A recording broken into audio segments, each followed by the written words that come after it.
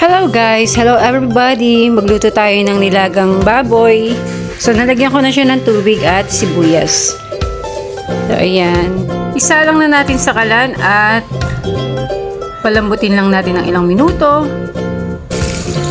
Gasan natin ang ating repolyo at ang ating pechay.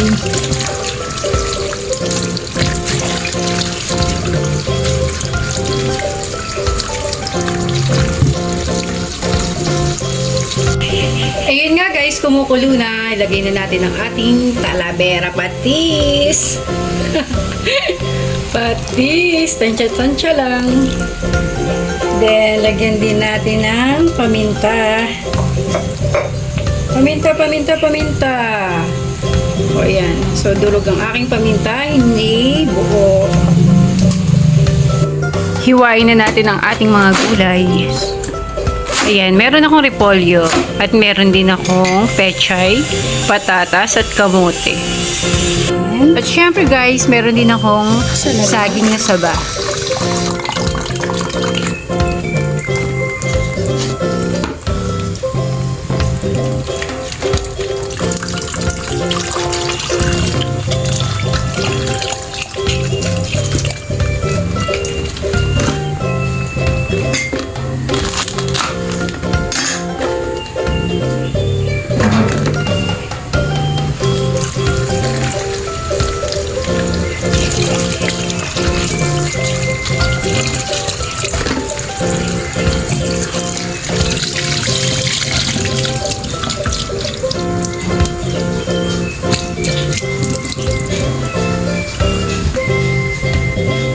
Natin ang ating patatas at kamote.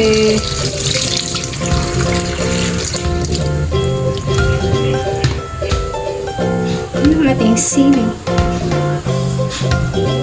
panigang. At meron din tayong saging na saba.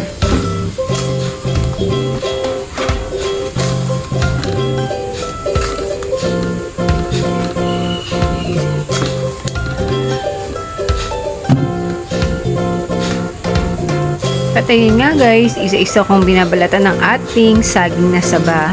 Oops! At syempre guys, habang nagbabalat ako ng saging, hinayaan ko munang nakasalang ang ating baboy para lumambot ito.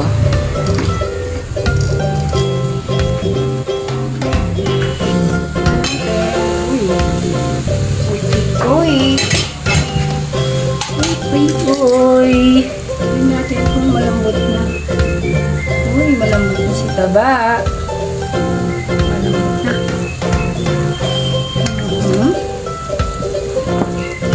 Okay.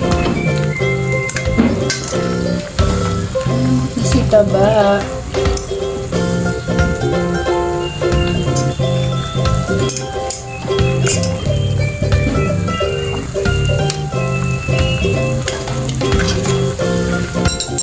At ngayon guys, lagay na natin ang ating patatas. And mix siyang kamote.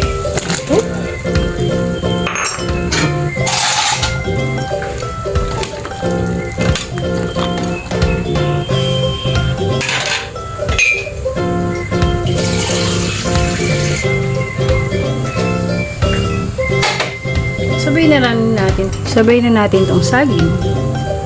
Saging na saba.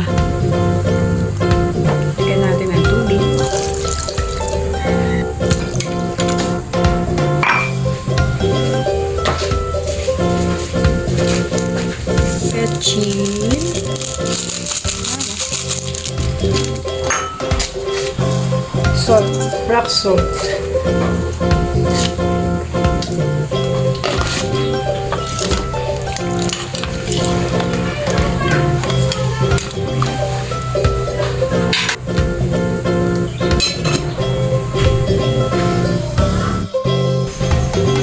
At syempre guys, ilagay natin ang ating Knorr cubes. Pork, Knorr cubes. Natin ulit. Medyo malambot na yung patatas saka kamote, ayun, pwede na natin ilagay yung pechay isunod.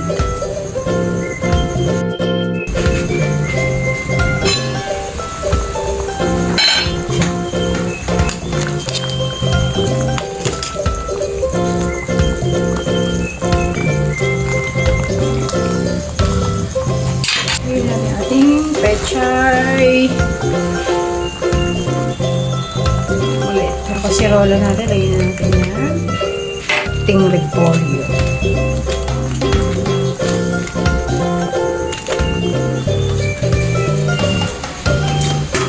Siyempre, sabayin na rin natin ang ating siling. Pwede lang.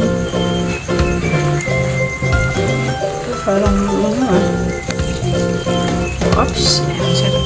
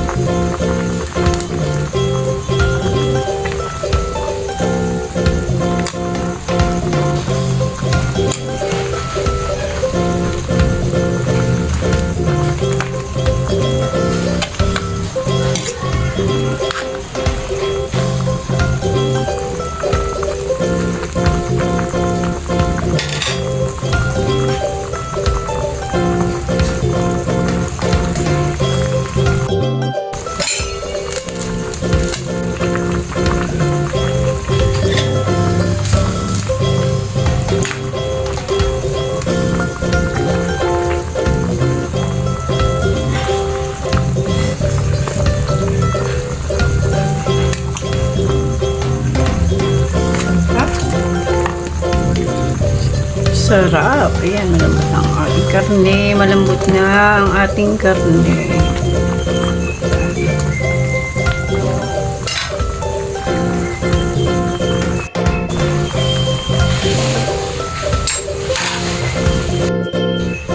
At syempre guys, nakapagsandok na rin ako ng ating ulam, nilagang baboy. Kain mo yung kanin guys. Oops.